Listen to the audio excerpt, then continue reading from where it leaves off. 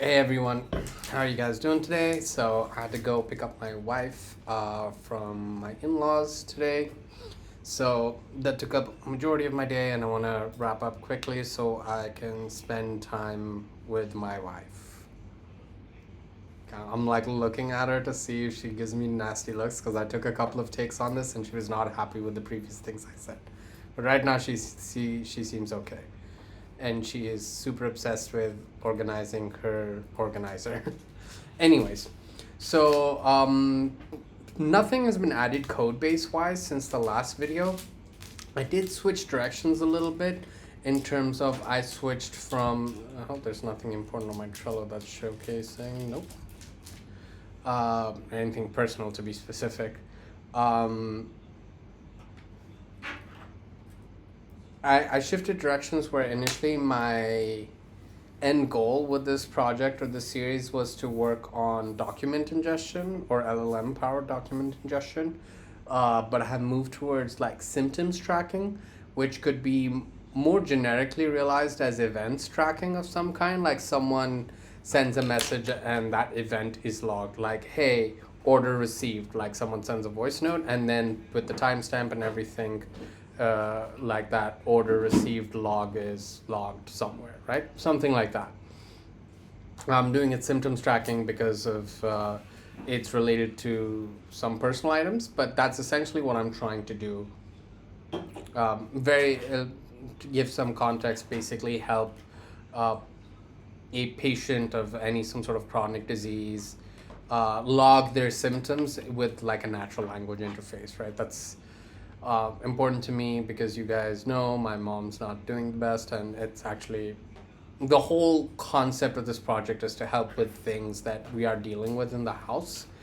And I wanted to shift towards this because this is currently more important because we are facing an increasing number of symptoms since my mom's chemo has gone into full force recently since she was diagnosed as relapsed. So I adjusted I went to ChatGPT, and initially I had like a coding exercise set. Let me see if I can pull that up. Where is it? Okay, it's right here.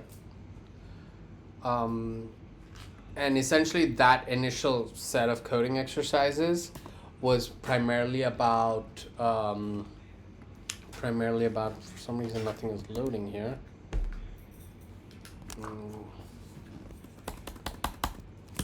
If I just do that, there you go. So I had, let me move this over here. So this is the new exercise list, which is essentially switching. I'm gonna try and find it.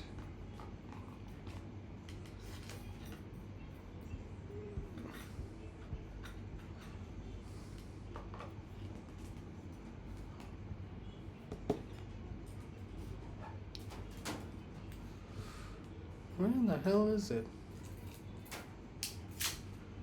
Anyways, my point is I had a bunch of coding exercises generated to help me build that up and learn things along the way. And it's funny, it was like I went really off the rails from exercise 0 and learned a bunch, as we discussed, about logging and using Pydantic settings and how using rough and all of those things that we've discussed.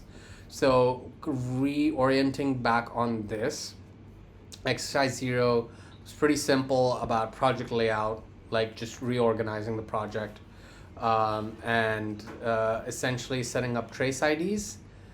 What's up, babe? What? You didn't bring this. I completely forgot. But उस गाड़ी में आता भी कैसे? हाँ नहीं आता. कोई बात नहीं. We'll remember to take it next time. We'll get like an Uber XL when you're going next, or we can take it in the Creta. Sorry about that. So this is basically it, and then I just did some research on what trace IDs are to try and understand them. Essentially, there's things called trace IDs and correlation IDs, and they're very interrelated in the sense that a correlation ID is essentially an ID that is generated upon a new request coming in, and then that ID stays with that request and any chain of requests that may fall from it. So for example, a front end sends a request to the back end from the front end, or also known as an API gateway, which then routes it to another API which actually has the real logic sitting with it. And that is a very common design pattern. So the front end creates a request, sends it through, then that goes to the from the API gateway to your backend server process that does a lot of logic processing, which might get passed somewhere else, right? So having a unifying ID that allows you to trace an entire event line, if you will, is essentially what is necessary. And the difference between trace IDs and correlation IDs, apparently, like correlation ID is literally just that, just an identifier that is super lightweight and you just keep passing it, right? Whereas trace is richer than that.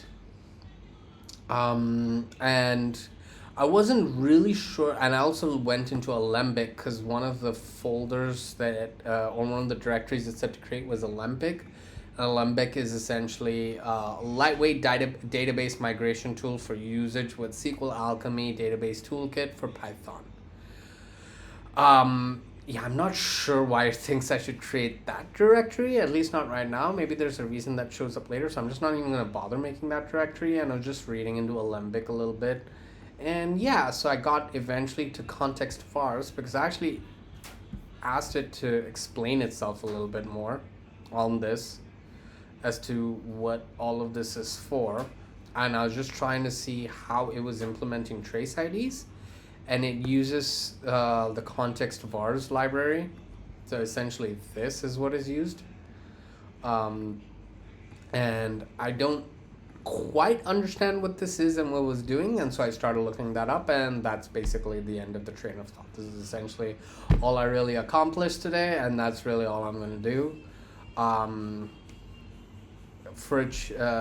Because I want to spend time with my wife. So that's the end of the video. Thank you all for tuning in, and catch you guys in the next one. Bye bye.